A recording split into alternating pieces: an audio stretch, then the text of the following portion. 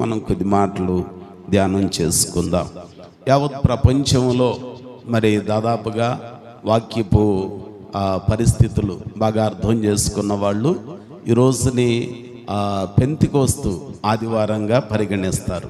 అంటే పస్కా పండుగ అయిపోయిన దగ్గర నుంచి ఈస్టర్ ఆదివారం నుండి లెక్క పెట్టుకొని 49 రోజులు ముగిసి 50వ రోజు వస్తే అది పెంతెకోస్తు పండుగ దినం. పస్కా పండుగ తర్వాత 50 రోజులు లెక్కెట్టుకుంటే వచ్చేది పెంతెకోస్తు పండుగ దినం.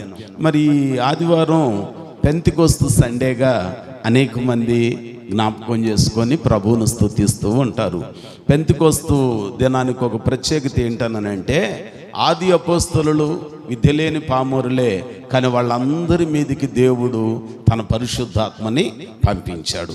పరిశుద్ధాత్మ రాకముందు వాళ్ళు గదిలో తలుపులేసుకొని భయపడుతూ బిక్కుబిక్కుమంటూ ఉన్నారు. అమ్మో, పచ్చని చెట్టు లాంటి బోధకునికే ఈ గతి పట్టించారే, ఎండిన చెట్టు లాంటి మనకి ఇంకెంత గతి పట్టిస్తారని చెప్పి ప్రాణభీతి చేత భయపడి ఆ గది తలుపులు వేసినట్టుగానే ఉండి అందులో మగ్గిపోతూ ఉన్నారు. కానీ పెంతెకోస్తు దినము తర్వాత దేవుని ఆత్మ చేత వాళ్ళు నింపబడిన తర్వాత వారు భూదిగంతముల వరకు సాక్షులయ్యి ఉన్నారు. దేవునికి స్తోత్రం, హల్లెలూయా. కాబట్టి ఈ పెంతెకోస్తు ఆదివారపు దినాన ప్రార్థన చేయటానికి భయపడే మన మీదికి దేవుని ఆత్మ దిగి వచ్చునుగాక. సాక్ష్యం ఇవ్వటానికి భయపడే మన మీదికి దేవుని ఆత్మ దిగి వచ్చునుగాక. వాక్యం చదవటానికి భయపడే మన మీదికి దేవుని ఆత్మ దిగి వచ్చి ధైర్యపరచునుగాక. గుర్తుపెట్టుకోవాలి, పాట పాడమన్నా ప్రార్థన చేయమన్నా భయం అనేది ఉండకూడదు. ప్రార్థన చేయాలి ఎల్లకాలం. నేను ఒక్కడనో లేకపోతే ఇంకొకళ్ళో, లేకపోతే దేవానో బాబానో ఇంకొకళ్ళో చేయటం కాదు. దేవుని సన్నిధిలో మనం ప్రార్థన చేయటానికి సంసిద్ధత కలిగిన వారిగా ఉండాలి. సమయమందును ఏ సమయమందు ప్రతి సమయమందును ప్రభువును స్తుతించటానికి సన్నద్ధులుగా మనము ఉండాలి. ఏ వేళలోనైనా దానియేలు దినమునకు 3 మారు ప్రార్థన చేశాడు. దావీదు దినమునకు 7 మార్లు ప్రభువుని స్తుతించాడు. దానియేలు గురిపెట్టుకొని ప్రార్థన చేశాడు. దావీదు నిత్యము ఆయనను మదిలో ఉంచుకొని స్తుతియాగము చెల్లించాడు. కనుక ఈ పెంతెకోస్తు దినమును గురించి ఈరోజు అనేక మంది వాక్యపు అనుభవం కలిగిన వాళ్ళు పెంతెకోస్తు దినానికి సంబంధించిన అనుభవాలు జ్ఞాపకం చేసుకుంటూ ఉంటారు. దేవుని పరిచర్యలోనికి వచ్చాక మనం కూడా చేయాల్సిన పని ఏంటనంటే దేవుని ఆత్మ చేత మనం నింపబడే వారిగా ఉండాలి. అందుకనే హెబ్రీ గ్రంథకర్త ఒక మాట జ్ఞాపకం చేస్తాడు. చూడండి, హెబ్రీలకు రాసిన పత్రిక 12వ అధ్యాయము 28, 29 వచనాలను చదువుకుందాం. నిశ్చలమైన రాజ్యమును పొంది దైవ కృప కలిగి యుందుము. ఆ కృప కలిగి వినయ భయభక్తులతో దేవునికి ప్రీతికరమైన సేవ చేయుదము. ఏలయనగా మన దేవుడు దహించు అగ్ని అయి ఉన్నాడు. అర్థమైందా? మన దేవుడు దహించు అగ్ని అయ్యి ఉన్నాడు. చాలాసార్లు మనం అంటాం అగ్నిదేవుడా అని అంటాం. వర్షం వస్తే అయ్యా వర్షపు దేవుడా వర్షాన్ని అయ్యా అని అంటాం. నేను అనేది బయట వాళ్ళ గురించి కాదు. ఏలియా దినాలలో తాను ప్రార్థన చేయగా ఆకాశం 3.5 సంవత్సరాలు మోయబడింది. అతడు తిరిగి మరలా ప్రార్థన చేయగా ఆకాశము తెరవబడి మామూలు వాన కాదట, ఓ జడివాన, మోపైన వాన కురిసింది. ఆయన చెప్తాడు, ఇదిగో అహాబు వెళుతున్నాడయ్యా, చాలా తాపీగా వెళుతున్నాడు, వర్షపు సూచన మర్చిపోయాడు, 3.5 ఏళ్ళు అయిపోయింది వాన లేక, మొత్తానికి చినుకు కూడా వాళ్ళకి కనపట్లేదయ్యా, అందుకని తాపీగా నిబ్బాతుకి వెళ్ళిపోతున్నాడు. ఆయనకి చెప్పు త్వరగా రథం కట్టించుకొని వెళ్ళమని, తడిచిపోతాడు. చెప్ప త్వరగా అనగానే పరిగెత్తుకుంటూ చెబుతాడు అంట, మోపోయిన వాన రాబోతుందని అంటాడు కదండి. అంటే దేవుని సన్నిధిలో మనం ఆరాధించే దేవుడు ఎలాంటి వాడు అనంటే దహించు అగ్ని అయిన దేవుడు. ఇప్పుడు ఆ అగ్నికి మంచి చేసుకోవటానికి ఉపయోగపడిద్ది, చెడు కూడా చేసుకోవచ్చు. ఏదైనా మిట్ట మధ్యాహ్నం ఏదన్నా ఒక మంచి వరిగడ్డకి నిప్పెడితే అది దగలపడిద్ది, పశువులకు మేత లేక లేకుండా నీ నోటికి ఒడ్లు బియ్యంగా మారకుండా అయిపోతాయి. అదే అగ్ని జాగ్రత్తగా ఇంట్లో పొయ్యి పెట్టుకొని పొయ్యి రాజేసుకుంటే దాని మీద అన్నం వండుకోవచ్చు, కూర వండుకోవచ్చు, ఏమైనా చేసుకోవచ్చు. అంటే అగ్నిని మనం జాగ్రత్తగా వినియోగించుకునే విధానం ఉండాలి. మన దేవుడు దహించు అగ్ని, కానీ ఆయన ఎదుటికొచ్చిన మనమంట ఆయనకి ఇష్టలుగా ఉంటే, ఆయనకు అనుకూలంగా ఉంటే మనం కూడా విస్తారమైన ఆశీర్వాదం పొందుకోవటానికి దేవుడు సహాయము చేస్తాడు.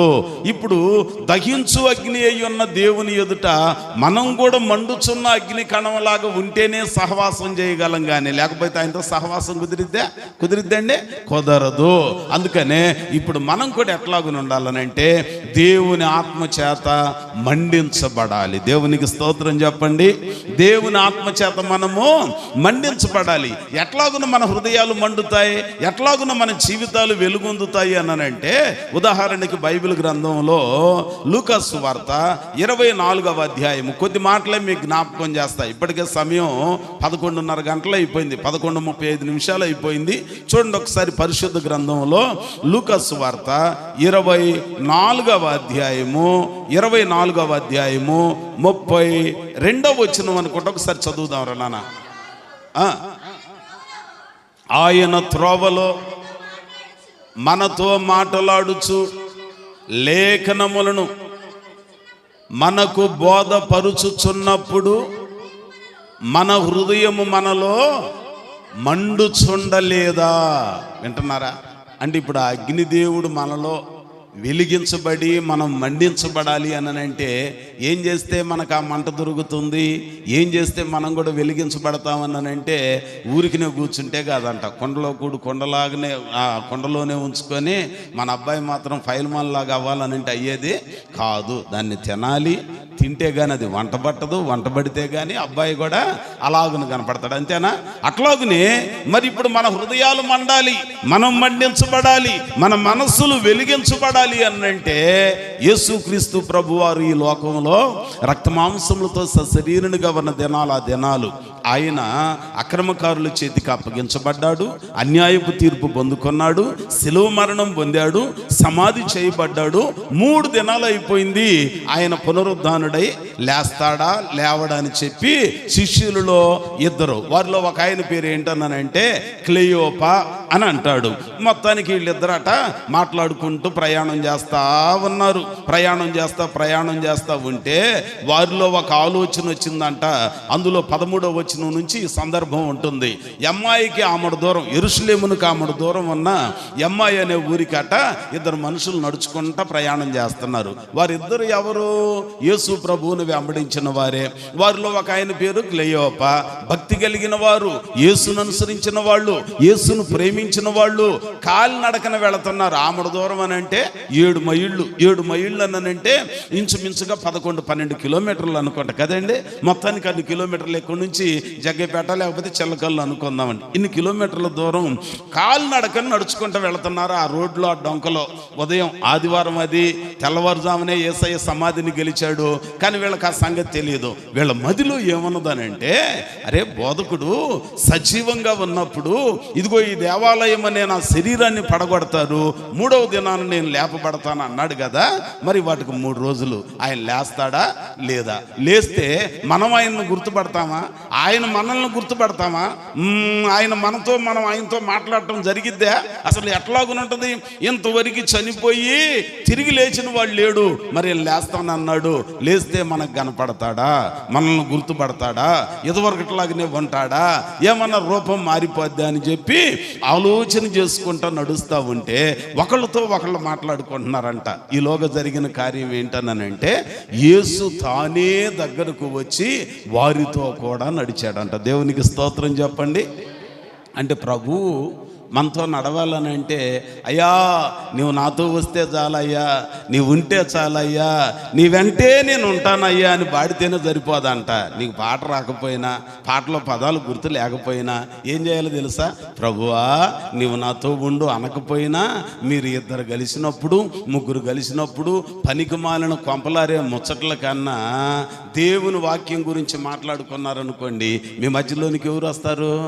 అరే చెప్పరే, వాక్యంలో ఉన్న మాటే కది, చెప్పండి. మీరు అట్ట చూస్తే నాకు భయం వేసిద్ది, లేనిది చెబుతున్నానేమో అనుకుంటారు, మీరు అట్ట గయ్యాలోడు అనుకుంటారని ఈ మధ్య చిన్నగా మాట్లాడుతున్నా, తొందరగా మాట్లాడట్లా. చూడండి ఒకసారి 14వ వచనం చదువుదాం తల్లి. 14వ వచనం ఒక్కళ్ళు చదవండి. జరిగిన ఈ సంగతులన్నిటిని గూర్చి ఒకరితో ఒకరు సంభాషించుచుండిరి.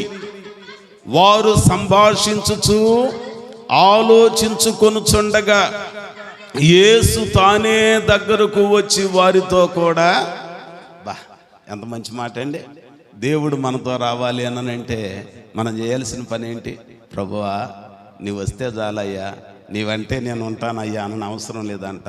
ఇద్దరు కలిసినప్పుడు, ముగ్గురు కలిసినప్పుడు వాక్యం గురించి ఒకరితో ఒకరు సంభాషించుకుంటుంటే నువ్వు పిలవకుండానే ఏం చేస్తాడంట, ఆయన వచ్చి మీతో కూడా కూర్చుంటాడు. మీరు నడుస్తుంటే ఆయన మీతో కూడా నడుస్తూ ఉంటాడు. పొలంలో పనిచేసేటప్పుడు ఇద్దరు సంభాషించుకుంటున్నారనుకోండి, ఆ పొలంలో మీతో కూడా యేసు ఉంటాడు. దేవునికి స్తోత్రం. కష్టకాలంలో ఎసట్లోకి ఏమి లేవు, పొయ్యి మీద కొండెక్కే పరిస్థితి లేదు, బయటికి వెళ్ళి దేహి అని చెయ్యి చాపలేవు. ఆ కష్టకాలంలో, ఆ ఇరుకులో, ఆ ఇబ్బందులలో చిన్న బిడ్డని దగ్గర కూర్చోబెట్టుకొని 7th క్లాసు 6th క్లాసు చదివి ఆ బిడ్డను దగ్గర పెట్టుకొని, నానా మన దగ్గర ఏమి లేదయ్యా తినటానికి, బయటికి వెళ్ళి అడిగితే చులకనవుతాం, పలచనవుతాం, కరువు కాలంలో దేవుడు పోషిస్తాడని చెప్పి సండే స్కూల్ కథలలాగా నీ పిల్లలకు చెబుతా ఉంటే యేసు తానే దగ్గరకు వచ్చి తల్లి బిడ్డల మధ్యలో ఉంటాడు. దేవునికి స్తోత్రం చెప్పండి. ఇంకోసారి చెప్పండి. భార్యాభర్తలుగా క్రొత్తగా దాంపత్య జీవితం మొదలు పెట్టారు. మారు మనసు పొందిన వాళ్ళే, రక్షింపబడిన వాళ్ళే, దేవుని సన్నిధిలోనికి క్రొత్తగా వస్తున్న విశ్వాసులే. కానీ తినటానికి ఏమి లేదు. లేకపోయినప్పుడు ఎందుకు అనవసరంగా మారు మనసు పొందామా?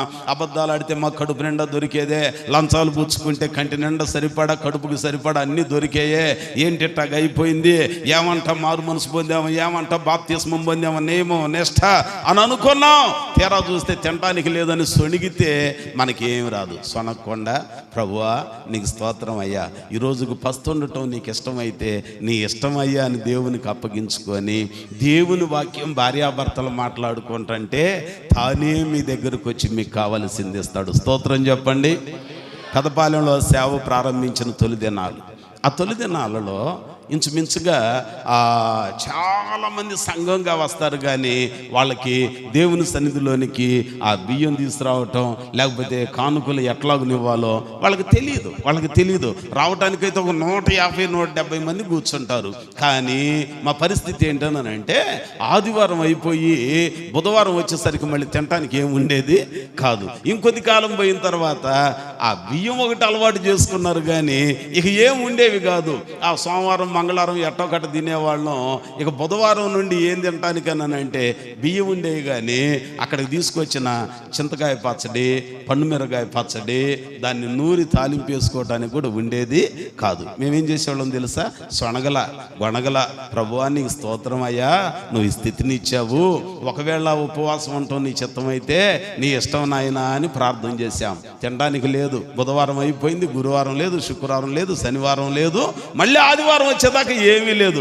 తలుపులు వేసుకొని ప్రార్థన చేస్తా ఉన్నాం. అయిపోయింది. ఇక ఆకలితోనే కాస్తంత మంచినీళ్ళు తాగి పడుకోవాలి. పిల్లలు లేరు అప్పుడు, మేము ఇద్దరమే ప్రార్థన చేసుకొని పడుకోవాలి. సాయంత్రం పూట ప్రేమధార వేద పాఠశాల రేడియోల్లో వచ్చేది. ఇప్పుడు వాళ్ళకి పాపం ఏముంది, ఏది కావాలంటే అది వస్తుంది. 10 ఏళ్ల క్రితంది కావాలన్నా వస్తుంది, 5 ఏళ్ళు ముందుది కావాలన్నా వస్తుంది. యూట్యూబ్ ఏదో టచ్ ఫోన్లో టచ్ చేస్తే అబ్బు వచ్చేస్తుంది, ఆ బుడ్డది టచ్ చేస్తుంది. ఇక్కడ దేవునికి స్తోత్రం కదండి. పిల్లలకి తెలిసిపోతున్నాయి. ఆ రోజుల్లో లేవుగాయి. రేడియో పెట్టుకోగానే మన ఆర్ఆర్కే మూర్తయ్య గారు వాక్యం చెబుతా ఉన్నాడు. ప్రేమధార, తర్వాత వేద పాఠశాల జోషి అన్న, వీళ్ళు వాక్యం చెబుతా ఉంటే ఆ మూర్తయ్య గారు వాక్యం చెబుతూ నీ కుటుంబానికి ఆశీర్వాదం కలుగునట్లుగా పిండిగా పిసికిన మొదటి ముద్దను యాజకునికి ఇయ్యాలని చెప్పారు. అంతే ఆ మాట విన్నదండి. మరి మాకు రేడియో లేదుగా. రేడియో ఎక్కడ ముందు ఆకలి పాత్ర మేము ప్రార్థన చేసుకొని ఏదో స్తోత్రం అని చెప్పి మేము పడుకోవటానికి సిద్ధమయ్యాం.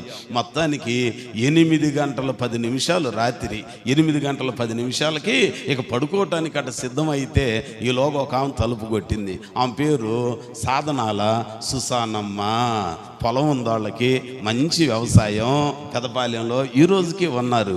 మొత్తానికి ఆ పొలంలో యూరియా, డిఏపి ఈ చల్లుతాం, అల్యూమినియం బేషన్ ఉంటుంది కదా పెద్దది, దాని నిండా బియ్యం పోసుకొని వచ్చేసింది. తలుపు దట్టగానే తీసాం.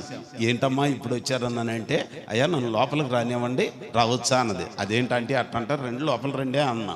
సరే ఆ బియ్యం తీసుకొచ్చి అక్కడ పెట్టి కళ్ళెమ్మ నీళ్లు పెట్టుకొని, అయ్యా మీరు ఇన్ని సంవత్సరాల నుంచి సేవ చేస్తున్నారు, మా కుటుంబాలకు ఆశీర్వాదం కలగాలన్నానంటే ఏం చెయ్యాలో మీరు చెప్పారు అనగానే నాకు గుండె జారిపోయింది. ఇదేంట్రా బాబు, నేను చెప్పేదే వాక్యం, నేను వేరే ఏం చెప్పను, పనికిరాని ముచ్చట్లో ఏంటి ఎట్టడిగింది అనుకొని, అదేంటంటే అన్న, ఏమి లేదయ్యా ఇందాక రేడియోలో వాక్యం ఏంటంటే నీ కుటుంబానికి దీవెన కలకపోవటానికి, నీ పంటలు పాడైపోవటానికి, నీ పిల్లలు ప్రయోజకులు కాకుండా పోవటానికి కారణం మీరు నా మాట వినట్లేదు అని దేవుడు తన వాక్యం ద్వారా చెప్పాడయ్యా. మూర్తయ్య గారు వాక్యం చెబుతుంటేంటన్నా, మీ కుటుంబాలకు ఆశీర్వాదం కలిగి మీ పిల్లలు బహుగా వర్ధిల్లాలి అని అంటే మీ రాబడి అంతట్లో ప్రథమ ఫలాన్ని 10వ భాగాన్ని మీరు పిసికిన పిండి ముద్దలో మొదటి ముద్దను యాజకునికి ఇయ్యాలని చెప్పాడయ్యా. ఇంతవరకు నువ్వు చెప్పలా, మేము బియ్యం తీసుకురావటం మాకు తెలియదయ్యా, అందుకే ఈ బేషన్లో బియ్యం తీసుకొచ్చా, నిన్ననే మరాడించుకొని తీసుకొచ్చే డొడ్లు, ఇదిగో ఇది తీసుకొని మా కోసం ప్రార్థన చేయండి. దేవునికి స్తోత్రం, హల్లెలూయా.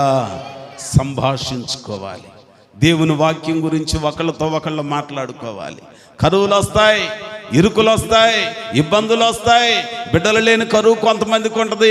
భార్యాభర్త కూర్చొని అనవసరంగా దీన్ని చేసుకున్నా, నాకు పిల్లలు లేరు, అనవసరంగా ఈండు కట్టుకున్నా, నాకు బిడ్డలు లేకుండా పోయింది, నా బతికెట్ట, నా జీవితం ఎట్ట అనుకోకూడదంట.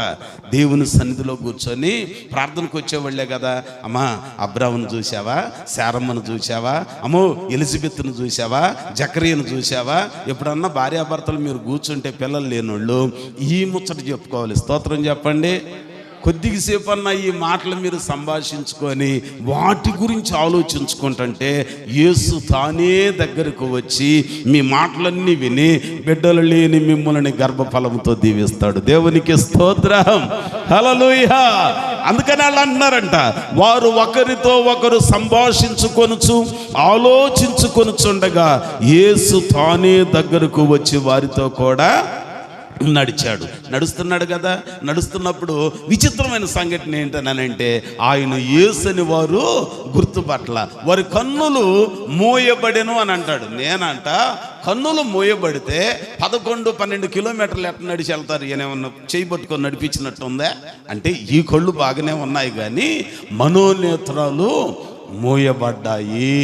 ఇప్పుడు మనోనేత్రాలు తెరవబడాలి, మనోనేత్రాలు వెలిగించబడాలి, మన మనస్సు వెలిగించబడాలి, మండించబడాలి అనంటే ఎప్పుడు మండించబడిద్దో తెలుసా?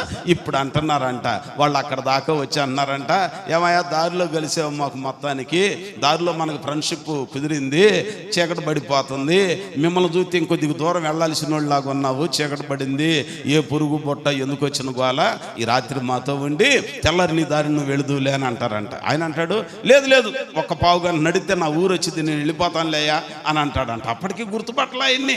తీరా వాళ్ళు బలవంతం చేసేసరికి యేసు అక్కడ వారితో ఉండటానికి ఇష్టపడ్డారు. ఉన్న ఆయనకి ఏం చేశారనంటే భోజనం పెట్టారంట. మనమైతే నడక మీద, కాలు నడక మీద వచ్చి, పనికేళ్ళు వచ్చి, ఆదర ఆకలి మంట మీద ఏం చేస్తామని తెలుసా? దడ గలిపేస్తాం, ఒక ముద్ద నోట్లోకి వెళ్ళిపోద్ది. అప్పుడు పాస్టర్ గారు చెప్పిన ఒక మాట గుర్తొచ్చింది, అమ్మో ఏంటి ప్రార్థన చేయకుండా నోట్లో పెట్టుకున్నానే అని. ఈ ముద్ద నోట్లో ఉంటుంది, రెండో ముద్ద చేతిలో ఉంటుంది. ప్రార్థన కూడా చేయటానికి అడ్డం వచ్చి ఎట్ట అంటాం, రెండో ముద్ద నెట్ట అనుకొని మొదటి ముద్ద గుట్టకేసి రెండోది నోట్లోకి పంపిస్తాం. మీరు కాదులే, మామూలుగా సహజంగా జరిగాయి. దేవునికి స్తోత్రం, అవునా కదా? అనుభవం ఉన్న వాళ్ళు ఉంటారులే, వాళ్ళు చాలా అనుభవశాలులు, కాకపోతే ఈ పైకి చెప్పరు, వాళ్ళకి తెలిసిపోద్ది వాళ్ళకి కదండి. అట్లాగని అంటాం. వీళ్ళు ఏం చేశారనంటే ఆయనకు పెట్టగానే అంత దూరం నడిచి వచ్చి ఆకలితో ఉండి కూడా ఆయన తినలేదంట. ఏం చేస్తున్నాడు తెలుసా? ఆ రొట్టెను పట్టుకొని ఎత్తి కృతజ్ఞతాస్తుతులు చెల్లించి విరవగానే వీరి కన్నులు తెరవబడ్డాయి. దేవునికి స్తోత్రం. వీళ్ళ కన్నులు ఎప్పుడైతే తెరవబడ్డాయో ఆయన మాయమైపోయాడు. గుర్తుపెట్టారు, మాయమైపోయాడు. మాయమైన తర్వాత ఇప్పుడు మళ్ళీ మాట్లాడుకుంటున్నారు. అంటారే రే రే రే రే మన బోధకుడు కదరా, మనం గుర్తుపట్టలేకపోయామే అనగానే పక్కనోడు అన్నారంట. అరే నాకు అప్పుడే అర్థమైంది, ఆయన మనతో మాట్లాడుచున్నప్పుడు, లేఖనం గురించి చెప్పుచున్నప్పుడు మన హృదయం మనలో మండలేదా? దేవునికి స్తోత్రం. ఈ పెంతెకొస్తు ఆదివారపు దినాన పేరుకు పెంతెకొస్తు సంఘం అని, పెంతెకొస్తు విశ్వాసులని పేరు పెట్టుకుంటే చాలదు, కానీ వాక్యం మన హృదయంలో సంభాషించుకుంటే, ఇంకొకళ్ళతో పంచుకుంటా ఉంటే మన హృదయం ఏమైద్దటండి? మండించబడిద్ది, వెలిగించబడిద్ది. ఎప్పుడైతే మన హృదయం మండించబడిద్దో చెత్తలాగా ఉన్న పాపం అంతా నీకు తెలియకుండానే బూడిదైపోద్ది. స్తోత్రం చెప్పండి. కాబట్టి ఇక మీదట మనం ఏం చేయాలి? ఎవరైనా ఇద్దరం కలిసినా, ముగ్గురం కలిసినా, ముత్యాల నుంచి జగ్గేపేట దాకా బండి మీద వెళ్తున్నా ఇద్దరం, లేకపోతే ఇంకెక్కడికన్నా కాలినడకను కూర్చున్నా, ఏటుగట్టు మీద చల్లటి గాలి కోసం కూర్చున్నా, పనికిరాని కొంపలారే ముచ్చట్ల కన్నా పనికొచ్చే లేఖనాల గురించి ధ్యానించుకుందాం. స్తోత్రం చెప్పండి. దాని ద్వారా ఏమైంది? మన హృదయాలు తెరవబడతాయి, మన హృదయాలు మండించబడతాయి. ఇంకొక మాట మీకు జ్ఞాపకం చేస్తాను. అపోస్తలుల కార్యముల గ్రంథం 16వ అధ్యాయం 14వ వచనం జ్ఞాపకం చేసుకుంటే, లూదియా అనే ఒక ఆమె ఉన్నదంటండి. విశ్రాంతి దినమున నదీ తీరమున ప్రార్థన జరుగును అనుకొని వెళ్ళిపోయి ఆమె ఏం చేసుకునేది? పట్టుకూటి కోసం వ్యాపారం చేసుకుంటుందంట. ఏమమ్ముతా ఉంటుంది? ఊదా రంగు పొడిని అమ్ముతా ఉందంట. అమ్ముకునే ఆమె ఏది మనం గనక నీలి రంగు బ్లూ అమ్ముతా ఉంటారు చూడండి. బ్లూకి తోడు ఇప్పుడు ఏమొచ్చింది? పెనాయిల్ వచ్చింది, యాసిడ్ వచ్చింది, ఇవన్నీ వచ్చింది. మేము పిల్లలుగా ఉన్నప్పుడు పెనాయిల్, యాసిడ్లు ఇది తెలియదు మాకు. కబడ్డీ ఆడతా ఎక్కడన్నా బట్టి మోకాలు కొట్టుకుపోయితే టీచర్ వేసేవాళ్ళు సర్రం అనేది. ఆ దెబ్బ కన్నా ఈ పోటీ ఎక్కువ అయ్యేది మాకు కదండి. ఇప్పుడైతే ఇవన్నీ వచ్చినాయి, పెనాయిలు కదండి, ఇవన్నీ వచ్చేసినాయి. ఆ రోజుల్లో బ్లూ అమ్మేవాళ్ళు. ఆ బ్లూ అమ్ముతా ఉండేటట్టుగా ఏమి కూడా ఓదారంగు పడిని అమ్ముకుంటా తిరుగుతుందంట. కానీ ఎంత వ్యాపారంలో ఉన్నా, కుటుంబ పోషణ కోసం, జీవనం కోసం ఏ పని చేసుకున్నా విశ్రాంతి దినమున ప్రార్థన మీద మనసు పెట్టింది. నదీ తీరమున ప్రార్థన జరుగును అనుకొని ఏం చేసిందో తెలుసా? అక్కడ దాకా వచ్చిందంట. అనుకున్నట్టుగానే అక్కడ ప్రార్థన జరుగుతుంది. పౌలు భక్తుడు దేవుని వాక్యం చెప్తున్నాడు. ఈలోగా జరిగింది ఏంటన్నానంటే, పౌలు భక్తుడు చెప్పుచున్న వాక్యము మీద లక్ష్యం ఉంచిన గనుక ప్రభు ఆమె హృదయాన్ని తెరిచాడు.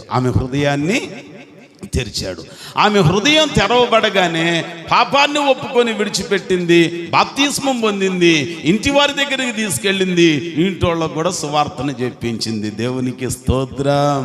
కాబట్టి వాక్యం మనం వింటా ఉంటే, వాక్యం విన్న దానిని ఇతరులతో మాట్లాడుకుంటా ఉంటే, అరే అన్న ఏం వాక్యం చెప్పాడు ఆదివారం? అమ్మాయి నేను రాలేదుగా, నువ్వు చెల్లె ఇదిగో అన్నయ్య ఈ వాక్యం చెప్పాడు, పాస్టర్ గారు ఈ వాక్యం చెప్పాడు అమ్మాయి, దీని గురించి చెప్పాడు అమ్మాయి. ఈ మాటలు కనుక మనం సంభాషిస్తూ ఉంటే యేసు తానే మీతో కూడా ఉంటాడు. దేవునికి స్తోత్రం. చెప్పాడమ్మా, మొత్తానికి నీకే కౌంటర్ పడిందమ్మా, ఓహో నాకు కాదులే పక్కింటి దానికి వేసాడులే అని అనుకున్నాం అనుకో, యేసు కాదు మీతో వచ్చేది. ఎవరు వస్తారు? అపవాది మీతో వచ్చి ఆకర్షణీయంగా ఆకట్టుకుంటాడు. చివరికి అదో పాతాళానికి వెళ్ళిపోతాం. స్తోత్రం చెప్పండి. అందుకని ఒక భక్తుడు అంటాడు, ఏ సన్న స్వరమన్నా నీవెప్పుడైనా విన్నావా? ఈ సన్న స్వరమన్నా జలమూల శబ్దము, జనమూల శబ్దము. ఏంటంటే అండి, ఎంత బాగుంటుందండి కదండి. స్వరం వినాలి. ఏసన్న స్వరం అన్నానంటే ఎట్టన పడిద్ది? అయ్యా నువ్వు మాట్లాడితే నేను వింటానంటే ఆయన వాక్యం ద్వారా నీతో మాట్లాడతాడు. స్తోత్రం చెప్పండి. కాబట్టి ఇక మనం కూడా ఏం చేయాలి? వాక్యం గురించి సంభాషించుకుంటే అప్పుడు మన హృదయాలు మండించబడతాయి. సమయం అయిపోతుంది. మీకు కొన్ని విషయాలు జ్ఞాపకం చేస్తా. నెహెమ్యా గ్రంథం 9వ అధ్యాయములో 3-4 వచనాలలో చూస్తే వాళ్ళంట వాక్యం వింటూ వాళ్ళ హృదయాలు మండించబడటానికి, వాళ్ళు వెలుగొందు పొందుచు ఉండటానికి దహించు అగ్ని అయి ఉన్న దేవుడు వాళ్ళల్లో ఉన్న పాపాన్ని దహించి వేసి పరిశుద్ధులుగా వాళ్ళని చేయటానికి గల కారణం ఏంటన్నానంటే, వాళ్ళు ధర్మశాస్త్రపు గ్రంథమును నిలవబడి ఒక జాము సేపు చదువుతూ ఉంటే ఏం చేశారంట తల్లి? వాళ్ళు ఆలకించారు. ఆలకించిన వాళ్ళు ఏం చేశారంట? ఒక జాము సేపు వాళ్ళ పాపములను వాళ్ళు ఒప్పుకున్నారు. చూసారా? అంటే వాక్యం మనం ధ్యానించుకుంటే, వాక్యం మనకి వినబడితే మన హృదయాలు తెరవబడతాయి. మన పాపాలు మనం ఒప్పుకునేటట్లుగా వాక్యం మనకు అర్థమైంది. వాటిని ఒప్పుకుంటే అప్పుడు ఆయన అగ్ని చేత మన మనస్సులని మండిస్తాడు, వెలిగిస్తాడు. నువ్వు వెలిగి ఇంకా ఆరిపోయిన దీపాలను అనేకమైన వాటిని వెలిగించడానికి అవకాశం దొరికింది. కనుక మొట్టమొదటిది మన దేవుడు దహించు అగ్ని. ఈయన పాపులను నరకంలో దహించి వేస్తాడు. ఆయన తట్టు తిరిగిన వాళ్ళని, వాళ్ళలో ఉన్న పాపాన్ని దహించి పరిశుద్ధులుగా చేసి వెలిగించి నీతి సూర్యుడై ఉన్న దేవునితో ఉండటానికి దేవుడు సహాయము చేస్తాడు. ఇప్పుడు అట్లాగున మనం మారాలి అని అంటే వాక్యం వినాలి, వాక్యాన్ని అర్థం చేసుకోవాలి, ఒకళ్ళతో ఒకళ్ళు మాట్లాడుకోవాలి, వాక్యం గురించి పాపాలను ఆయన ఎదుట ఒప్పుకొని విడిచిపెట్టాలి. అప్పుడు దేవుడు మన మనస్సులని వెలిగిస్తాడు. రెండవది ఇంకొక మాట చెప్తాను చూడండి త్వరగా. దేవుని వాక్యంలో అపోస్తలుల కార్యముల గ్రంథము 2వ అధ్యాయము, అపోస్తలుల కార్యముల గ్రంథం 2వ అధ్యాయము 4వ వచనాన్ని ఒకసారి చదువుకుందాం.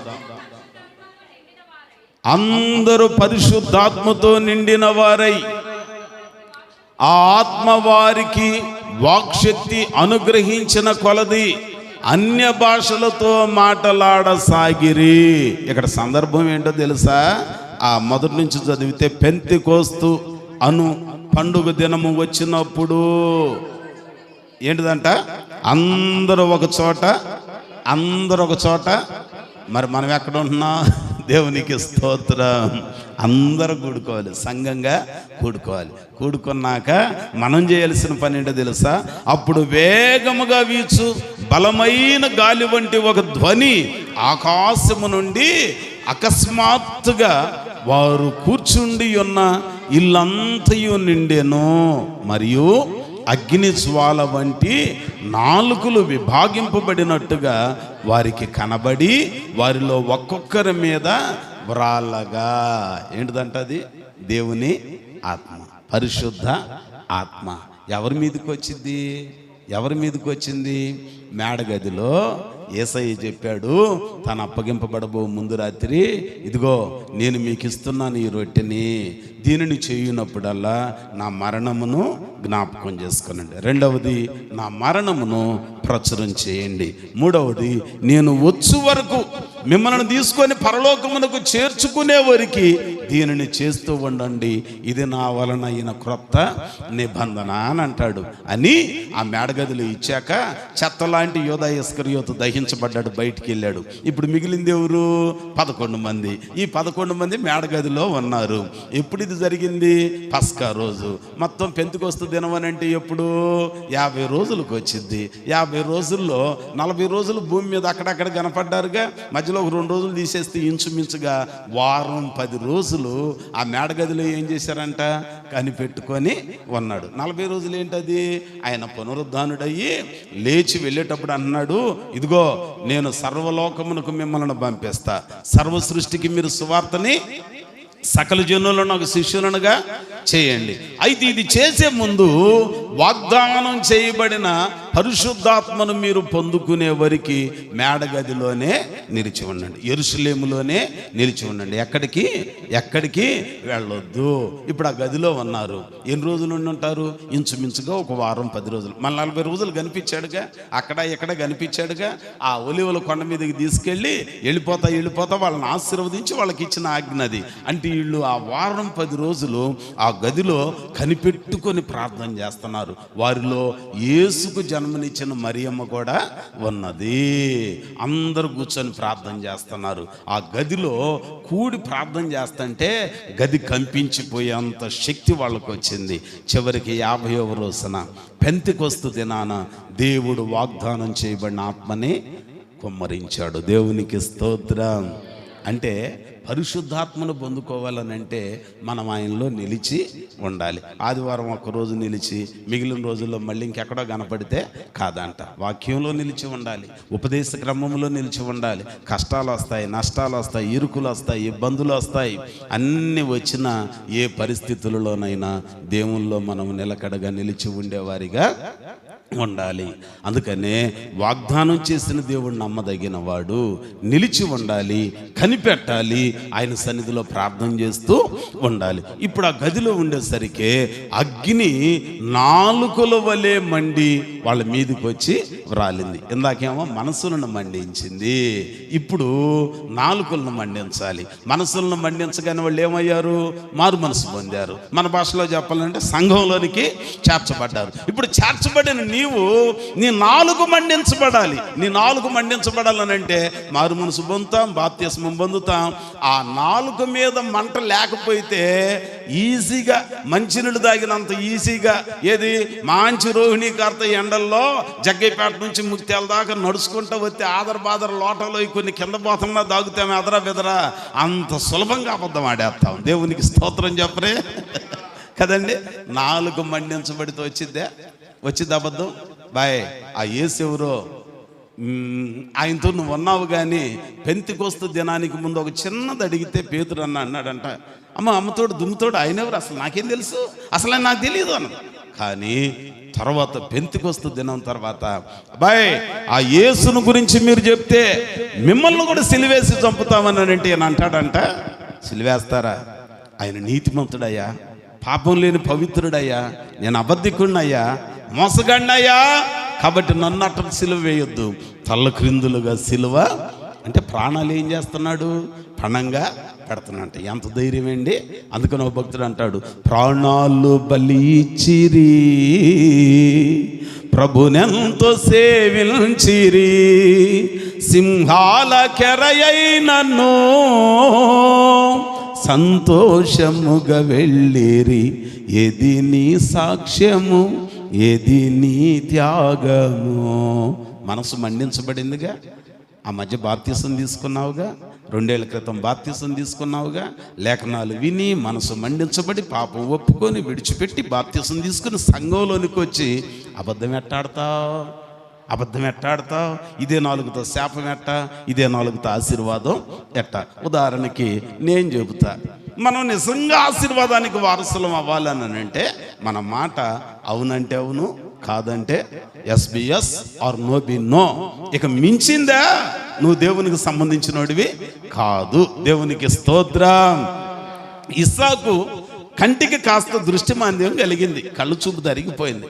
ఆయన సాంప్రదాయ ప్రకారం వెళుతున్నాడు. జ్యేష్ఠుడు ఆశీర్వాదానికి వారసుడు కదని చెప్పి ఆయన ఏమంటున్నాడు అన్నానంటే, కొడుకుని పిలిచి పెద్దవాడిని, రేయ్ వేసావా, నువ్వు అడవికెళ్ళి వేటాడి మంచి మాంసంతో భోజనం చేసుకొని రా, నేను నన్ను ఆశీర్వదిస్తా, జ్యేష్ఠత్వ దీవులన్నీ నీకు ఇస్తా అన్నాడు కదా. ఆయన కూడా ఎంత విధేయత కలిగినాడు, వెళ్ళాడు కదా వేటకి. ఈ మాట ఎవరు అన్నారు? రెబెక్కమ్మ అన్నది, ఆంటీ అన్నది. రెబెక్క ఆంటీ ఇని ఈ ముసిలోడికి ఎన్నిసార్లు చెప్పినా, అరే నొప్పులు వచ్చి బాధపడింది నేను, ఒకళ్ళకే వారం 10 రోజుల నొప్పులు తీసి చచ్చిపోతుంటే కమల పిల్లలు అడ్డగోలుగా కొట్టుకుంటున్నారు లోపల. నా బాధ నాకు. ముసిలోడని నేను ఎన్నిసార్లు చెప్పాను నీకు? నేను నీకు దేవుడు చెప్పాడు నాకమ్మా, నీ కడుపులో ఉన్నది ఒకళ్ళు అనుకున్నావేం కాదు, 2 జనపదాలు ఉన్నాయి, కమల పిల్లలు ఉన్నారు అని. పెద్దవాడు చిన్నవాడికి దాసుడు అవుతాడు అన్నాడు. ఆశీర్వాదం చిన్నవాడికి ఇయ్యానంటే నాతో కలిసి కాపురం చేసి అన్ని విషయాలు నాతో చెప్పి నేనేది దాచిపెట్టుకోకుండా నీకు చెప్పినా నువ్వు ఎటువంటి పని చేస్తావు, నీ కళ్ళే పోయినాయి కానీ అమ్మో నువ్వు కళ్ళు ఉన్న వాళ్ళని కూడా మోసం చేస్తానువే అని చెప్పి వీళ్ళ అమ్మ ఏం చేసింది, రేయ్ మీ బాబుకి ఎన్ని చెప్పినా ఇంటలేదు, నువ్వు ఇట్రారా అమ్మ వచ్చా. అబ్బాయి సాధువుగా ఉంటున్నాడంట, గుడారవాసిగా ఉంటాడంట. ఇక అవన్నీ చెబితే టైం చాలదు కానీ ఇస్సాకు గుడారవాసిగా సాధువుగా, ఏది యాకోబు గుడారవాసిగా సాధువుగా పెరిగాడంట. తల్లి దగ్గరే పెరిగాడంట, కొంగు వదిలిపెట్టేవాడు కదా, అందుకే అంత సూపర్గా నేర్చుకున్నాడు వంట. దేవునికి స్తోత్రం. ఊరక తాలింపేయగానే పక్కీదికి గుబాళించి కొట్టినట్టు అయిపోయింది. ఆ చేతి వాటమే చివరికి ఏసావు కొంపకి తిప్పలు తెచ్చిపెట్టింది. దేవునికి స్తోత్రం. ఇటువంటివి కావాలి. కొంతమందికి నోటి వాటం, కొంతమందికి చూపు వాటం, కాలి వాటం, చేతి వాటం ఉంటాయి. ఏమండి, మంచికి కావాలండి. అయ్యే మంచికి కావాలి. మంచికి వస్తే చాలా మేలు కలిగిద్దండి. మొత్తానికి ఇక రిబ్బకమ్మ చెప్పిందంటే, మీ బాబుకి ఎంత చెప్పిన వెంటలేదురా, మందలోకి వెళ్ళి మేకను తీసుకురా, కోసేసి వండేసి సిద్ధం చేసి వెళ్ళిపోరా మీ నాన్న దగ్గరికి వెళ్ళి పెద్దోడిని. అమ్మో కళ్ళు లేవనే కానీ మంచి స్కానరే బాబు మన బాబు, నీకు తెలియదు లేనిపోతే శాపం వచ్చింది. అమ్మో మామూలు ఇది కాదు, డిజిటల్ క్యామ్ అది, నీకు తెలియదమ్మా. నేనేమో బూడిద గుమ్మడికాయలాగా నున్న కొంట, పెద్దోడు ఉంటే నిండా రోమాలు ఉంటాయమ్మా, ఎందుకు వచ్చింది చెప్పలేనమ్మా. నువ్వు ఆగరా, నువ్వు నిన్న కాక మొన్న పుట్టావు, నేను నీకన్నా ముందు కాపురం చేస్తూ ఆయన గురించి అన్నీ తెలుసుకున్నాను. నాకు తెలుసుగా, ఏం పర్వాలేదు, ఆయన తడిని చూసేది మెడను చేతులే కానీ ఆ ఒలి చేసిన మేక చర్మం అంట మెడ మీద చేతుల మీద సర్దేసిందంట. చివరికి వెళ్ళాడు భయంతోనే, దబాయించి మాట్లాడితే, ఎవరు నువ్వు? నేను నీ పెద్ద కుమారుడునైనా వేసాను, రా దగ్గరకు రా అన్నాడంట. అని ఏం చేశాడు తెలుసా, మెడ మీద చెయ్యేసి, అంటే వాళ్ళ అమ్మకి తెలుసు కొడుకుని ఎట్ట తడిని చూస్తాడు, అందుకని మెడ మీద గరిపించింది చర్మం. తర్వాత చేతుల మీద తడిని చూశాడంట. అప్పుడు అంటున్నాడంట, స్వరము యాకోబుదే కానీ చేతులు.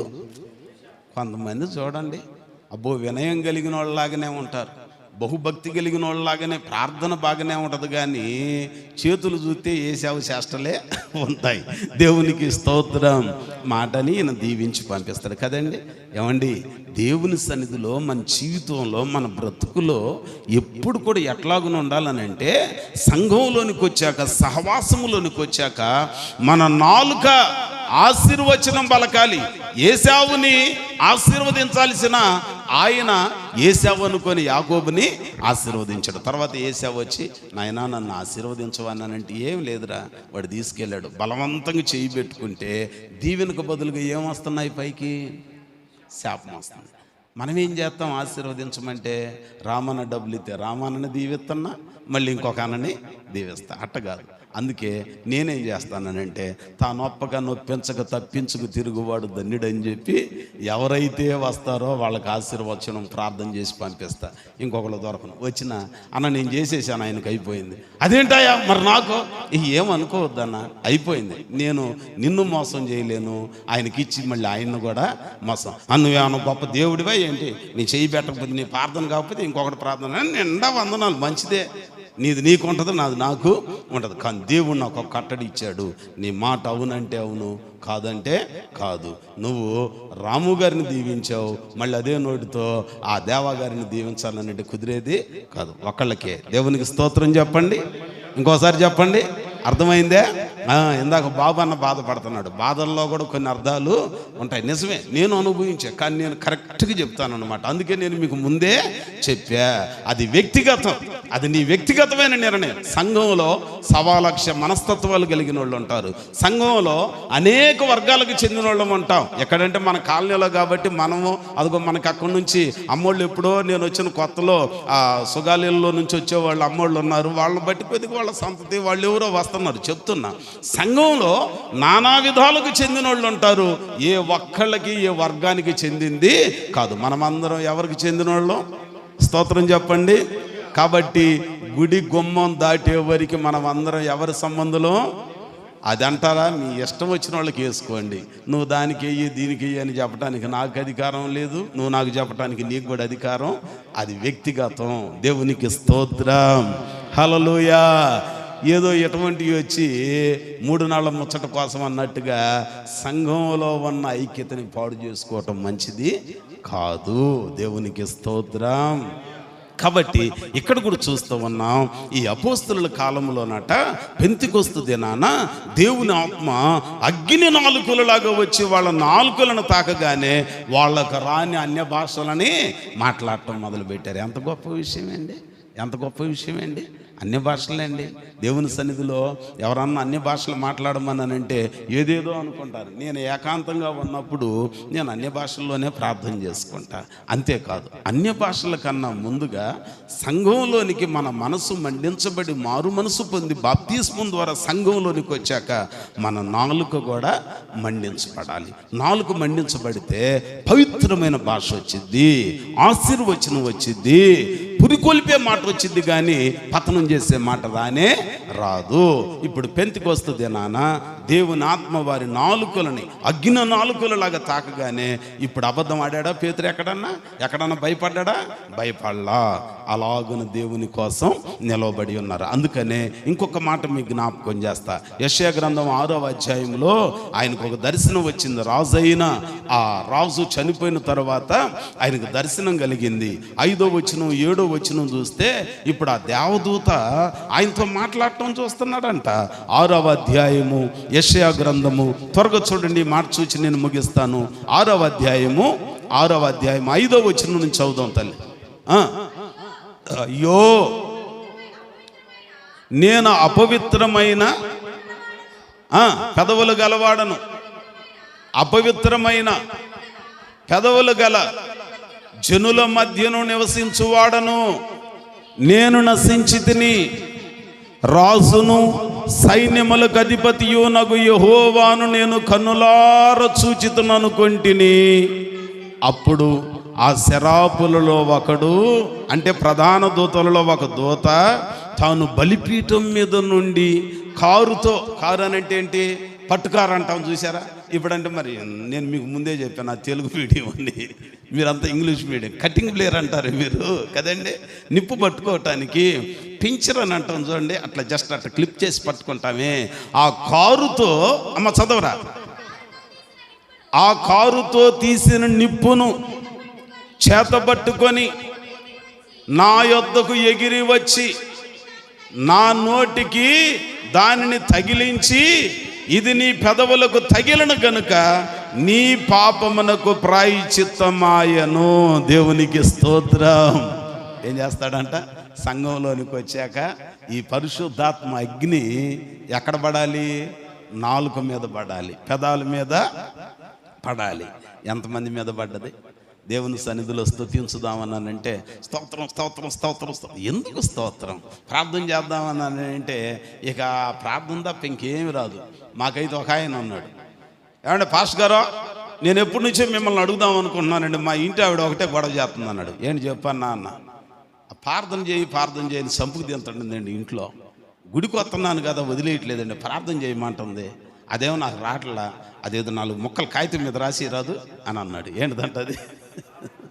ప్రార్థన రాసినా ఆయన ఏదో ఆరంభంలో పెట్టిన ప్రార్థన ఇప్పటికీ చెబుతానే ఉన్నారు. నేను మొదట్లో వాళ్ళు చదువుకున్నా, దిద్దిచ్చారు, ఎరక్కొట్టి దిద్దిచ్చారు. ఎన్ని రోజులు వచ్చినాయి అవి రావటానికి. ఇప్పుడు కూడా అయ్యే రాస్తానా? బైబిల్ ఏదన్నా ఒక ప్రసంగం రాసుకోవాలంటే మీరంటే ABCD రాస్తారా? ఇక అయ్యా రాస్తారా? అరే ఇంజనీర్ అయిపోయావే, మొత్తానికి ఒక స్థాయికి వెళ్ళిపోయావే. రాయట్లేదు కాబట్టి అవి రిజెక్ట్ చేసామా? ఏదో ఒక చోటకు తగులుతానే ఉంటాయి. అమ్మా అనగానే అక్కడికి వచ్చేస్తుంది. సమరయ స్త్రీని చూసి యేసయ్య అమ్మా అన్నాడు అనగానే వచ్చిందా లేదా? వచ్చిందా రాలేదా? అదిగో మీరు రొట్టెల కోసం, భౌతికమైన ఆహారం కోసం వెతుకుతున్నారు. ఆహారము అనగానే రెండో వచ్చిందా లేదా? వాటిని ఏమైనా వదిలేసాం మనం? కొంతమంది అంటారు, మీరు అసలు ఆ ప్రార్థనే చేయరండి, అది చేయకపోతే ఎట్టండి అని అంటారు. ఏదది? ఏ ప్రార్థన? అది ప్రార్థన చేయకపోతే నాకు, మీరు అది భలే బాగా చెబుతున్నారండి, కానీ ఆ ప్రార్థన చెప్పట్లేదు ఏంటండి మీరు అని అన్నాడు. చెప్పకపోతే ఏమైంది? చెబితే ఏమన్నా అయిద్దా? చెప్పకపోయినంత మాత్రాన దాన్ని వదిలేసానా? వాళ్ళు నేను ప్రత్యేకంగా రాయనంత మాత్రాన వాటిని ఏమన్నా నేను తోసేసానా? వాటి స్థానంలో ఇంకేమన్నా పెట్టానా? కానీ నేను రాసే ప్రతి రాత కోతలలో ఆ మొదటి దిద్దిన 2 అక్షరాలు వస్తూనే ఉన్నాయి. దేవునికి స్తోత్రం. ఏమండి, అట్లాగునుండాలి. ఎప్పుడు చూసినా మనం ఏదో అంటారే, పాడిందే అన్నట్టు ఉండకూడదు. దేవుడు నీ నాలుకను తాకితే ఏం రావాలి? నీ దగ్గర నుంచి క్రొత్తది రావాలి. నేను అట్టాగనే మండించబడి కోపం వచ్చి పాటలు నేర్చుకున్నాను. ఆ సామ్రాజ్యం పాడుతుంటే నాకు ఆ పాట ఇష్టం, ముఖ దర్శనం చాలయ్యా అని. ఏదో మొత్తాన్ని కలుపుకొని పాడుతూ ఉంటాం కదండి. అట్లాగనే మీరు కూడా ప్రయత్నం చేయండి. పాట పాడుతున్నామని అన్నానంటే ఓహో నాకు బాగా వచ్చు అన్నట్టు కాదు. దేవునిలో పరవశించి పాడాలి, లీనమై పాడాలి. దేవుడు ఆ పాట ద్వారా అనేకులను కదిలించాలని పాడాలి. ఈరోజు ఇక నాకు మండింది. నాకు కూడా మదిలో మండింది కాబట్టి ఇక నేనే ఎత్తుకున్నా. దేవునికి స్తోత్రం, హల్లెలూయా. అందుకని అని అంటాడు పౌలు గారు, ఎంతకాలం నేను మీకు బలమైన ఆహారం పెడదామనంటే మీ బుద్ధి చూస్తే ఇంకా పాలు తాగే పిల్లల్లాగానే ఈడొచ్చింది కానీ ఎవరో రాకపోయేళ్ళకే అని అంటాడంటే ఎవరిని? కొరింథీ సంఘంలో వాళ్ళని, మిమ్మల్ని కాదు. ఈడొచ్చింది కానీ ఎవరో రావట్లే. అరే, దేవుని సన్నిధిలో మనం ఆరాధన నడిపిస్తున్నామని అంటే ఏకాత్మ ఉండాలి. ఎవరైతే ఇప్పుడు నేను పాస్టర్ గారిని కదా, మా అమ్మాయి పాడుతుంది కదా సామ్రాజ్యం, నేను చెబితే ఈయనే విశ్వాసి, నేను అయ్యగారిని కదా అని చెప్పి ఆమె పాడుతుంటే నేను దబాయించి నేను పాడాను అనుకోండి, అక్కడ ఏకత్వం అనేది ఉండదు. దేవుడు ఇంకొక తలాంతి ఇచ్చాడు, లేదా మన రాజు పాడుతున్నాడు, మిగిలిన వాళ్ళందరం ఆయన వెనక ఏకీభించాలి. ఆయన తూర్పు అంటే నేను పడవరన్నారనుకో, ఆయన నా స్తుతి పాత్రుడా అనగానే నేను స్తోత్రం చెల్లింతును అన్నాను అనుకో, ఎట్టుంటుంది? మరి కట్టనే ఉంటుంది. స్తోత్రం చెప్పండి. ఇప్పుడు ఇక నుంచి ఏం చేయాలి? మనం దేవుని సన్నిధిలో పిల్లల్లా కాదు, ఎదిగిన వాళ్ళలాగా ఉండాలి. మన నాలుక దేవుని అగ్ని చేత కాల్చబడితే మన పెదవులు, మన నాలుక పవిత్రపరచబడి ఇక కాని మాటలు మనకు రావు. సంఘంలోనికి వచ్చావు, మనసు తెరవబడింది, మొత్తానికి సంఘంలోనికి వచ్చావు బాప్తిసం ద్వారా. సంఘంలోనికి వచ్చాక నీ నాలుక, నీ పెదవులు పరిశుద్ధాత్మ చేత కాల్చబడాలి. కాల్చబడితే మనం పవిత్రులం అవుతాం. మన నాలుక కొంపకి చిచ్చు పెట్టే మాటలు కాకుండా మంచి మాటలు మాట్లాడేటట్టుగా చూసుకోవాలి. అందుకనే యాకోబు పత్రికలకి మీరు చూడదులే కానీ అందులో అంటాడు 3వ అధ్యాయంలో 5వ వచనం నుండి 12వ వచనం వరకు పెద్ద అడవి ఉంటుంది. అంత పెద్ద అడవిని తగలబెట్టేది ఏంటి? అది అడవిని తగలబెట్టేది చిన్న నిప్పు. అట్లాగనే ఊరు తగలబెట్టేది చిన్న నిప్పు లాంటి. అప్పుడప్పుడు నేను ఉప్పు అని అంటాం. నిప్పు వంట చేసుకొని కడుపు నింపటానికి ఉపయోగపడాలి కానీ కడుపు కోతకు ఉపయోగపడకూడదు. స్తోత్రం చెప్పరే. నిజాలు జీవితం ఎట్నే ఉంటుంది. మన మాట కొన్నిసార్లు అంటారు, ఒకళ్ళని చూస్తే పెట్టబుద్ధి అయితే, ఒకళ్ళని చూస్తే ఎందుకని అప్పుడు అన్నారంట పెద్దోళ్ళు, నోరు మంచిదైతే ఏంటిది? ఊరు మంచిది. ఎవరోళ్ళు చెప్పింది? బైబిల్లో సమూయేలు గ్రంథం 1వ గ్రంథం 25వ అధ్యాయంలో 23 నుండి 25 వచనాలు చదువుకుంటే, 25 ఆరంభంలోనే శ్రీమంతుడు, వాడి కాస్తు ఉంది, వాడు బుద్ధి పాడుగాను, వాడి నాలుగు మంచిది కాదు, వాడి మాట ఇంటిళ్ళ పాది మీదకి తిప్పలు తెచ్చిపెట్టిందండి. ఎవడాడు? దొరికింది మీకు? కర్మేలులో భాగ్యవంతుడు ఒకడు. సమూయేలు గ్రంథం 1వ గ్రంథంలో 25వ అధ్యాయము 2-3 వచనాల్లో ఉంటది కదా. ఎవరు అతను? నాబాలు. ఏం పేరు అంటే ఆయన పేరు? నాబాలు. పేరు నాబాలు. నాబాలు అనగా మొరటువాడు. అతడు చర్యలను బట్టి చూడగా అతడు ఎలాంటి వాడటండి? ఎలాంటి వాడంట? మాట భలే ఉంటుందండి.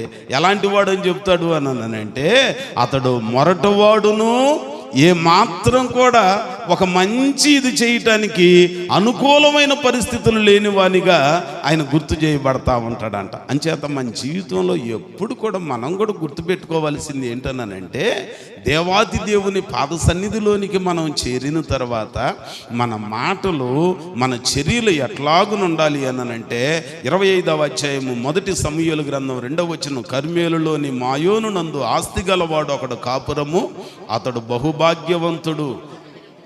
అబ్బా, అతను ఆస్తిపాస్తులండి. అబ్బా, అప్పుడు వీటి దాఖలు చేస్తున్నాడు, ఎంత ఉందో అక్కడ చెబుతున్నాడు కదండి, చెప్తా ఉన్నాడు. అయితే 3వ వచనంలో అంటాడు చివరిలో, చర్యలను బట్టి చూడగా నాబాలు మోటువాడు. నేనన్న ఇందా కొద్ది క్లాస్ కన్నా మొరటువాడు అని. మొరటోడు కాదంట, మోటువాడు. ఎంత బాగుంటుందండి ఆ మాట. అతడు చర్యలను, చేష్టలను బట్టి చూడగా అతడు మోటువాడును దుర్మార్గుడును అయ్యుండెను. అతడు కాలే. అబ్బా, ఇంత మంచోడు కడుపులో, ఇంత మంచోడు వంశంలో ఇంతమంది పనికిమాలినోడు పుట్టాడు ఏంటండి బాబోయ్.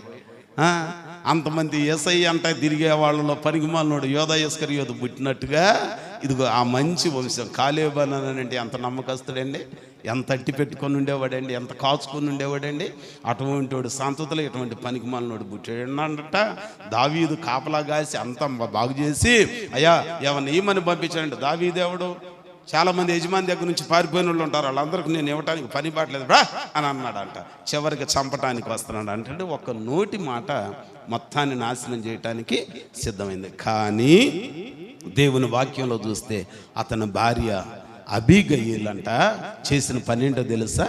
ఒక్క ప్రవర్తన ద్వారా నాశనం నుంచి తప్పించింది. కనుక నా మాటలు ముగిస్తున్నా, ఈ పెంతెకొస్తు దినాన దేవుడు దహించు అగ్ని అయ్యి ఉన్నాడు. ఈ అగ్ని మన హృదయాలలో మండితే పాపం తీసివేయబడిద్ది, మారు మనసు పొందుతాం, బాప్తిస్మం పొంది సంఘంలోనికి వస్తాం. సంఘంలోనికి వచ్చాక ఈ అగ్నిదేవుడు మన పెదాలని, మన నాలుకను తాకితే మనం పవిత్రమైన భాష మాట్లాడతాం, అన్య భాషలు, దేవునికి ఇష్టమైన భాషలు మాట్లాడతాం. దేవునికి, దేవుని రాజ్యానికి హక్కుదారులుగా, వారసులుగా మనము ఉంటాము. మన నోట దేవుని అగ్ని గనక ఉంటే శాపవచనం రాకుండా ఆశీర్వచనమే రావాలి. చివరిలో అంటాడు, ఈ అగ్ని చేత మనం మండించబడితే మనం ఏం చేస్తామో తెలుసు, అనేక మందికి వెలుగుగా ఉంటాం. అందుకని యోహాను సువార్త 5వ అధ్యాయం 35లో అంటాడు, బాప్తిస్మం ఇచ్చి యోహాను చూపిస్తూ, అదిగో అతడు మండుచున్న అగ్ని వలె ఉన్నాడు. మండుచు ఉండాలి. మనం కూడా ఎట్లాగా ఉండాలంట? మండుచు ఉండాలి. మనం వెలుగుతూ అనేక మందిని వెలిగించాలి. మనం బాగుపడి ఇంక అనేక మందిని బాగు చేయాలి. మనమే బాగుపడకుండా ఇదిగో నేను ఒక క్వార్టర్ ఎత్తా, నువ్వు ఫుల్ ఎద్దురా అని అంటే కుదిరేది కాదు. మళ్ళీ ఆదివారం ఇంకొకటి అనంటే కుదిరేది కాదు. మనం మండించబడాలి, మనం వెలిగించబడాలి.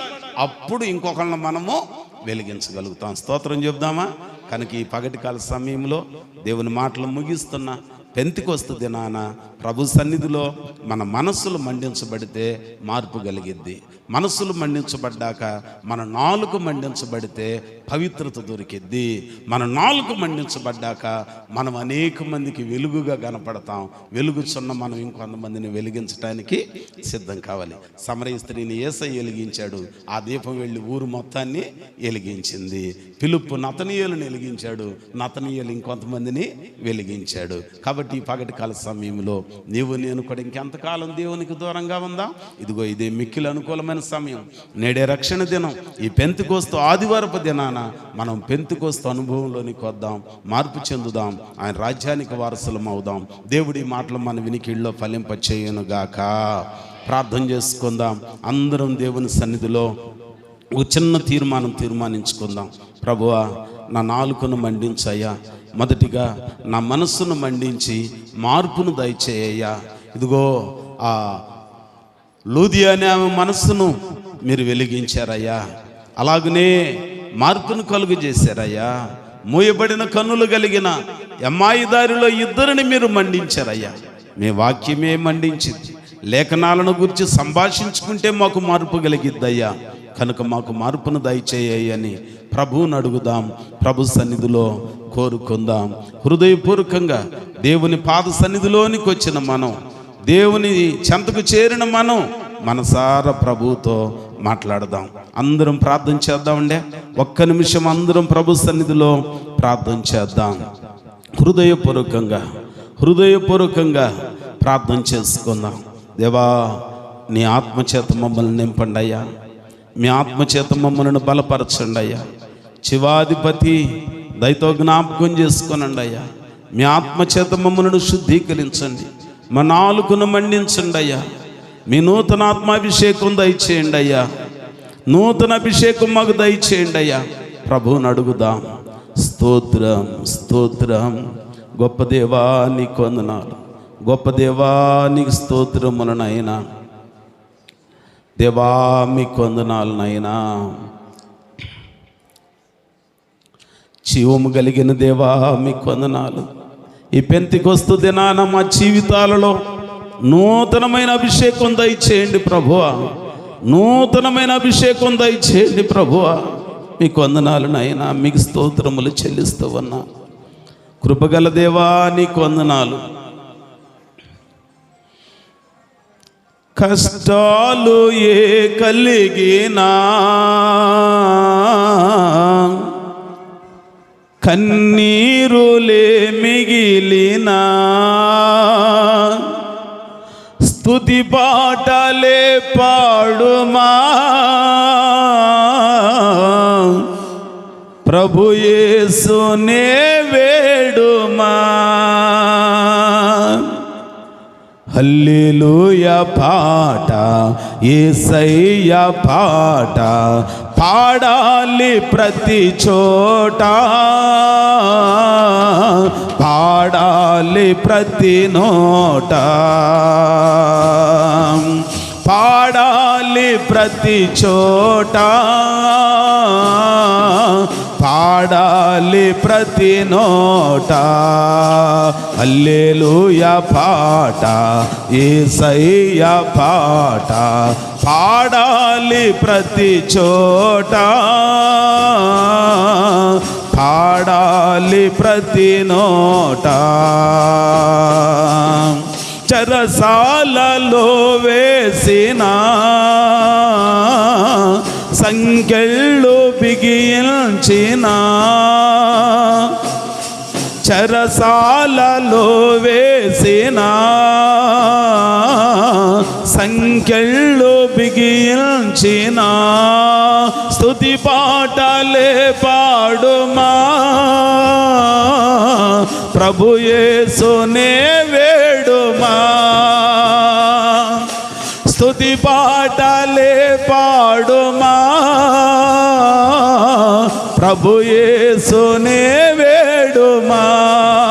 ప్రభు యేసునే వేడుమా. హల్లెలూయా పాట, యేసయ్య అందరూ పాడాలి ప్రతి చోట, పాడాలి ప్రతి నోట, పాడాలి ప్రతి చోట, పాడాలి ప్రతి నోట. హల్లెలూయా పాట, యేసయ్య పాట పాడాలి ప్రతి చోట,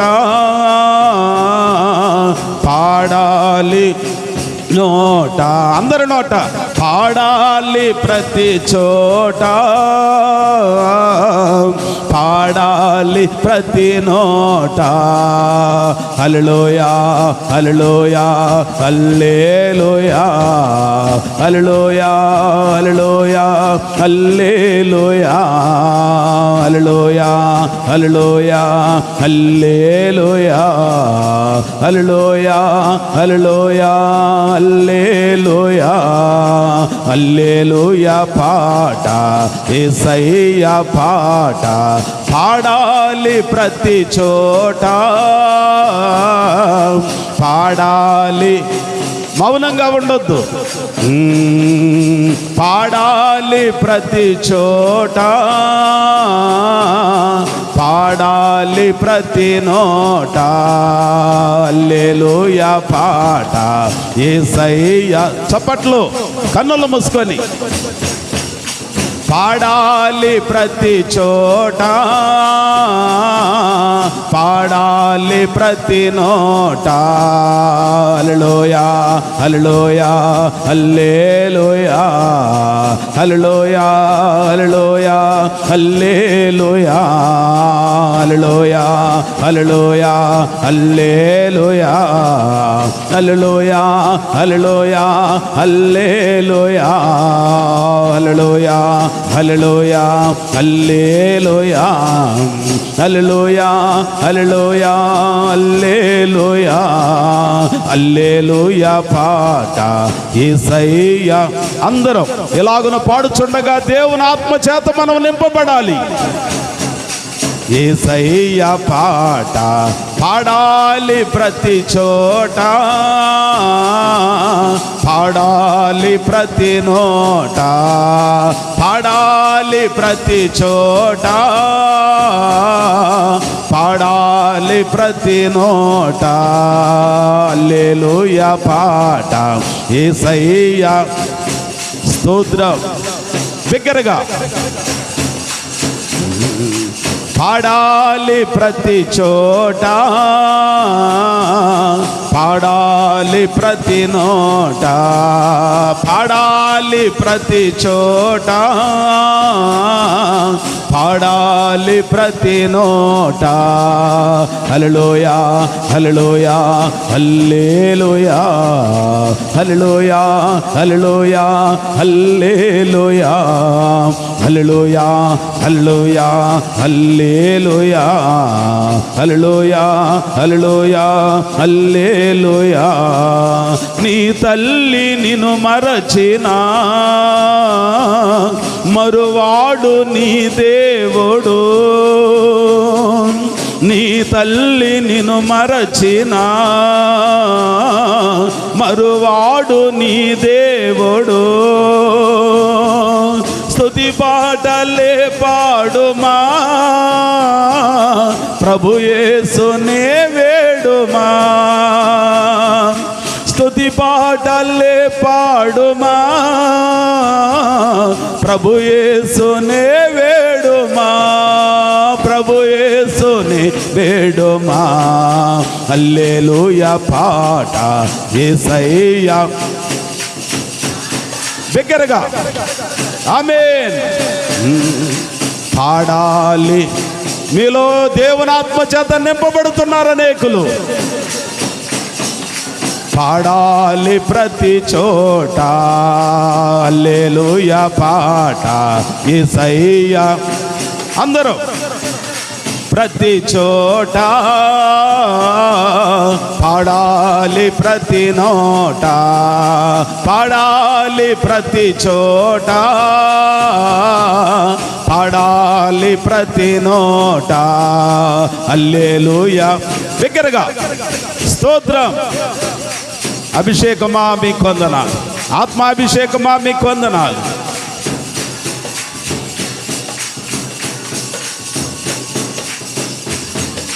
పాడాలి ప్రతి నోట హల్లెలూయా పాట యేసయ్యా పాట, పాడాలి ప్రతి చోట,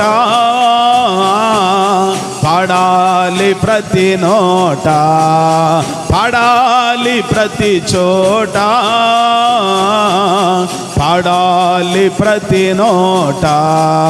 హల్లెలూయా హల్లెలూయా హల్లెలూయా హల్లెలూయా హల్లెలూయా హల్లెలూయా హల్లెలూయా హల్లెలూయా హల్లెలూయా హల్లెలూయా హల్లెలూయా హల్లెలూయా హల్లెలూయా హల్లెలూయా హల్లెలూయా హల్లెలూయా హల్లెలూయా హల్లెలూయా హల్లెలూయా. అందరూ చెప్దాం. హల్లెలూయా హల్లెలూయా హల్లెలూయా హల్లెలూయా హల్లెలూయా హల్లెలూయా హల్లెలూయా హల్లెలూయా హల్లెలూయా హల్లెలూయా హల్లెలూయా హల్లెలూయా హల్లెలూయా హల్లెలూయా హల్లెలూయా. హల్లెలూయా పాట యేసయ్యా పాట, పాడాలి ప్రతి చోట, పాడాలి ప్రతి నోట, పాడాలి ప్రతి చోట, పాడాలి ప్రతి నోట. హల్లెలూయా హల్లెలూయా హల్లెలూయా హల్లెలూయా హల్లెలూయా హల్లెలూయా హల్లెలూయా. పొందుకో దేవుని ఆత్మని, పొందుకో దేవుని అభిషేకం. ఓ హల్లెలూయా హల్లెలూయా. స్తోత్రం స్తోత్రం. అభిషేకమా మీకు వందనాలు. పెంతెకోస్తు దినమున ఆత్మచేత నింపిన దైవమా మీకు వందనాలు. Spirit of God we praise you, spirit of God we praise you.